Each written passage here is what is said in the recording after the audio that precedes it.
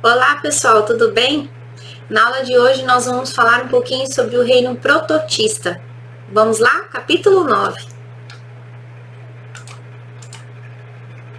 Bom, dentro desses organismos, vocês vão observar que nós temos lá os protozoários e as algas, dentro desse reino.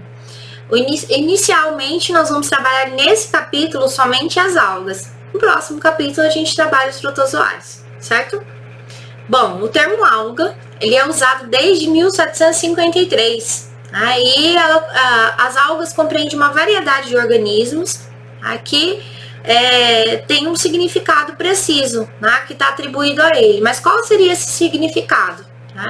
O termo alga serve para designar uma série de organismos que são eucariontes e fotossintetizantes, que são aqueles organismos que têm a capacidade de realizar a fotossíntese.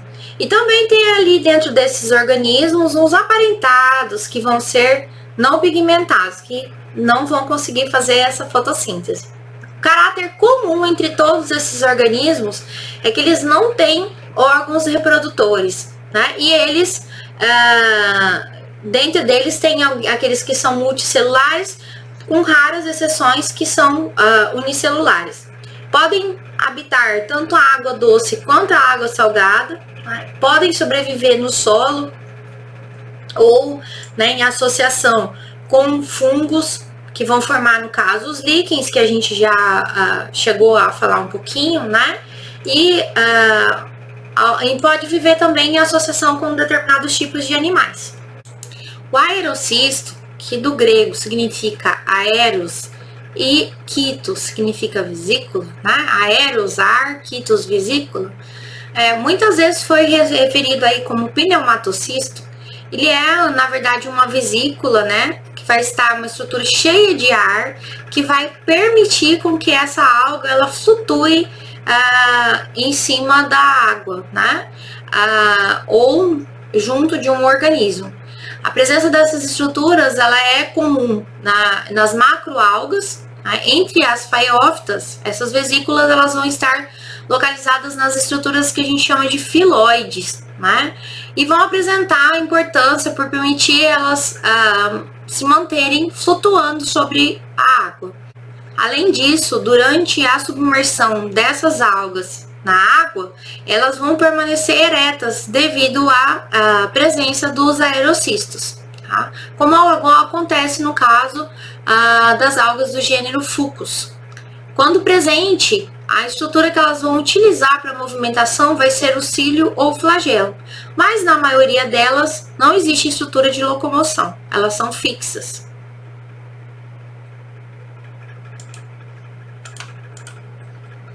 Qual a importância das algas?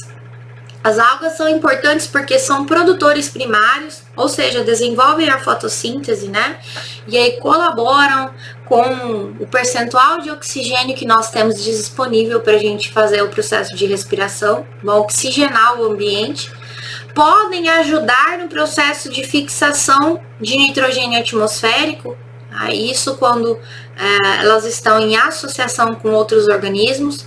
Podem servir de alimento, Tem aquelas pessoas que gostam de sushi, utilizam lá shampoo com algas, Então, serve de alimento, serve também na indústria de cosméticos, Existem alguns outros produtos industrializados, que utilizam, como é o caso do creme dental, algum tipo de alga ou subproduto, e elas podem excretar produtos tóxicos. E quando excretam esse produto tóxico, ela necessariamente pode trazer algum prejuízo, para os organismos, tanto para o ser humano quanto para os demais organismos, que é o caso da maré vermelha, ok?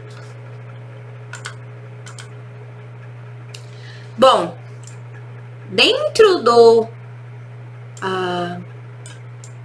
do filo clorófita, nós temos lá organismos que vão ter como pigmento principal, clorófita, lembra? Clorofila, Então, elas têm lá clorofila A e B, o beta-caroteno e algumas xantofilas. A organização delas pode ser cenocítica, ter um ou até muitos cloroplastos de formas diversas. A distribuição delas, ela se distribui amplamente dentro do meio aquático, né, e vão predominar em água doce. A reprodução delas é do tipo assexuada, e mais à frente a gente vai trabalhar os tipos de reprodução. Nesse caso aqui nós temos a divisão por a fragmentação e também pelos esporos. E a reprodução sexuada ela vai acontecer através dos processos de conjugação e formação de gametas. E essas algas elas têm como material de reserva o amido, né, presente dentro dos cloroplastos, e elas podem ter multiplicidade celular dependendo do plano de divisão. Dentro das euglenófitas, são unicelulares, flagelados e não têm parede celular. Elas podem ou não ter pigmentos. Quando presente, pigmentos são a clorofila A e B e também os carotenoides. Elas podem ter lórica. Eu coloquei para vocês aí uma legenda, né? O que é a lórica? A lórica ela é um envoltório que vai estar presente nessas algas unicelulares, que tem o formato de um cone invertido, né? E vai estar aberto na base. Eu coloquei para vocês a imagem logo acima da minha cabeça aqui, né? Elas vivem em água doce, mas podem ter o habitat de água salgada. E geralmente são mixotróficos.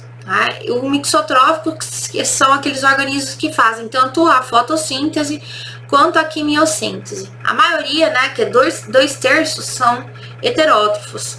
E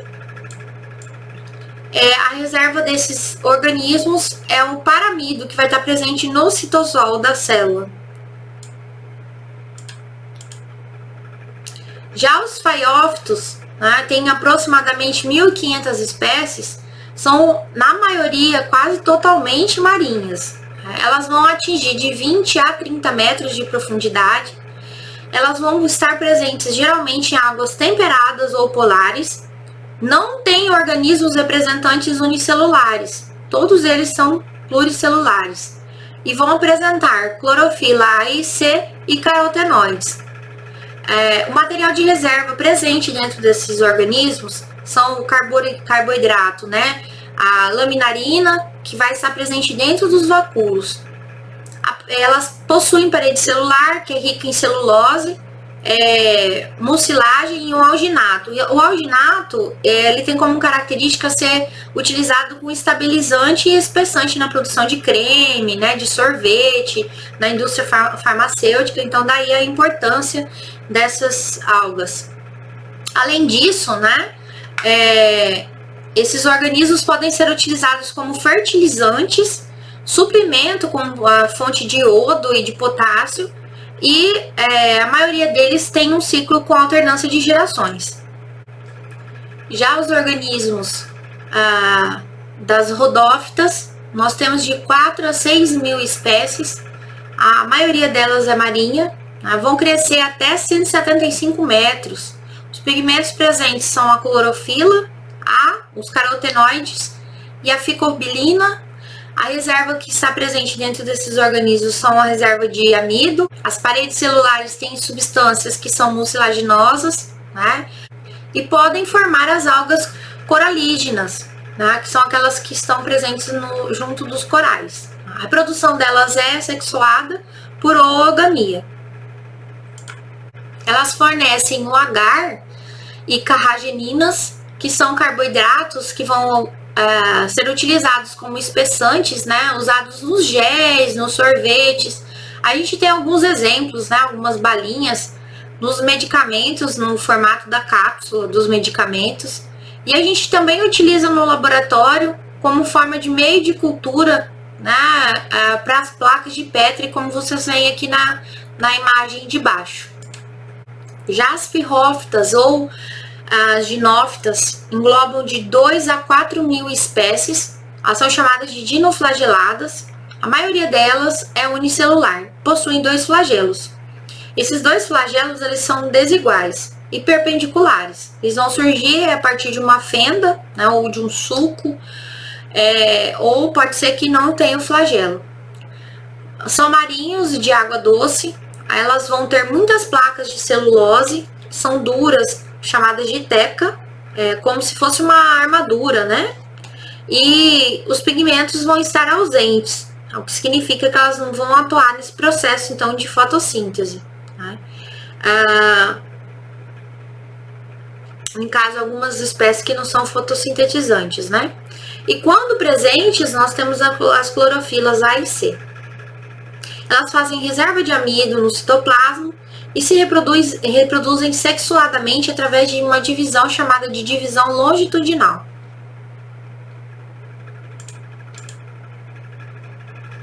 Aqui a gente tem uma zooxantela, né, um dinoflagelado, que é simbionte, ou seja, ele está lá fazendo processo de troca, né, de uma relação. Nós temos uma relação ecológica entre o dinoflagelado e um coral, né? As células esféricas aí presentes na ponta da seta que nós encontramos, elas não têm teca, que é essa estrutura que a gente acabou de falar, que se aparenta ser uma espécie de armadura. Esses organismos, muitos deles vão ser bioluminescentes. Essa bioluminescência ela é produzida por componentes desses dinoflagelados, né? E esses pontos de luz, às vezes azul, esverdeado, são produzidos na areia das praias e na água e ficam bem visíveis praticamente à noite. Isso acontece geralmente, né, em águas mais calmas, mais paradas. Elas são capazes de emitir uma luminosidade azul. O fenômeno geralmente ele vai acontecer quando essas algas estão se sentindo, vamos dizer assim, ameaçadas, né? Ao soltar esse brilho, elas acabam afastando os predadores que acabam se sentindo ameaçados, né? E eles, assustados, vão acabar fugindo. É comum que aconteça, como eu disse, em águas mais calmas e claras. Apesar de elas não serem tóxicas, essas algas, elas podem causar irritação na pele de algumas pessoas, mas não necessariamente vai acontecer com todo mundo, ok? Aqui eu coloquei para vocês aí um link, né, para que vocês acessem depois, que fala um pouquinho sobre essa questão da bioluminescência do fitoplâncton. E é uma imagem que eu coloquei para vocês aí que dá pra gente observar mais esse fenômeno, certo? A tarefa de vocês de hoje é a página 19, atividade de sala. Aguardo vocês. Até a próxima aula. Um beijão. Até mais.